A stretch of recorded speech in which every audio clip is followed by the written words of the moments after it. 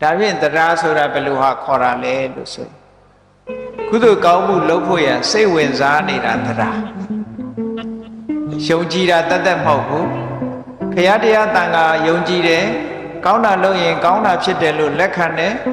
အဲ့ဒီလက်ခံပြီးတော့ကုသိုလ်ကောင်းမှုလုပ်ဖို့စိတ်ဝင်စားနေတာကိုတရားလို့ခေါ်တယ်ဟုတ်ကဲ့တရားဆိုတာအဲ့ဒါကိုပြောတယ်စိတ်ဝင်စားတယ်ယုံကြည်တယ်တရားမိမိစိတ်ထဲမှာဖြစ်လာတာနဲ့တပြိုင်နက်အေးဘာလို့ရကောင်းမလို့စိတ်ကလှူဖို့တန်းဖို့စိတ်ကူးလာလှူဖို့တန်းဖို့စိတ်ကူးလာတယ်သီလဆောက်တည်ဖို့ဥပုသ်ဆောင်ဖို့စိတ်ကူးလာတယ်ကမ္မထာအထုတ်ဖို့စိတ်ကူးလာတယ်အဲ့ဒီစိတ်ကူးလေးဖြစ်လာရင်ကိုယ်တဏ္ဍာမှာတရားဖြစ်ပြီလို့သာမှတ်ပြီတော့နော်အဲ့ဒါလို့စိတ်ကူးမရသေးဘူးဆိုရင်တရားမရှိဘူးလို့ပဲပြောရလှူတာတစ်ခုတည်းတည်းမဟုတ်ဘူးနော်တတ္ထာဆိုတာလှူတာတစ်ခုတည်းတည်းမဟုတ်ဘူးကုသိုလ်ကောင်းမှုမှာစိတ်ဝင်စားလာအခုကြည့်လေတရားပွဲသွားပြီးတော့တရားနာအောင်မှပဲဆိုတဲ့စိတ်ကူးလေးကဘယ်သူကြောင့်ပေါ်တာတော့တတ္ထာကြောင့်ပေါ်တာတတ္ထာရှိတဲ့ပုဂ္ဂိုလ်ဟာတရားနာခြင်းနဲ့တဲ့သူတော်သူမြတ်ကိုစိကပ်ဖူးမြင်ခြင်းနဲ့လှူခြင်းတန်းခြင်းနဲ့ဟောတာတတ္ထာရှိတဲ့ပုဂ္ဂိုလ်ရဲ့အင်္ဂါ၃ချက်ပဲတရားနာခြင်းတာဟာတတ္ထာကြောင့်သူတော်သူမြတ်ကိုစိကပ်ချင်တာလဲ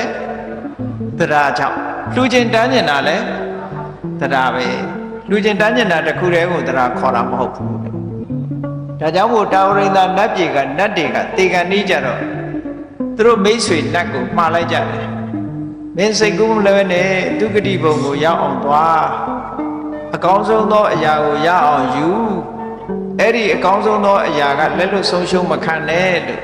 စကားလေးသုံးခုမှားလိုက်ကြတယ်ဒုက္ခတိဘုံကိုသွားဆိုတာလူပြည်သွားလို့ပြောတာတဲ့အကောင်းဆုံးအရာကိုရအောင်ယူဆိုတာတရားကိုပြောတာအဲ့ဒီအကောင်းဆုံးသောအရာကိုလက်လွတ်ဆုံးရှုံးမခံနဲ့ဆိုတာတရားမပြည့်စေနဲ့လို့ပြောလိုက်တာ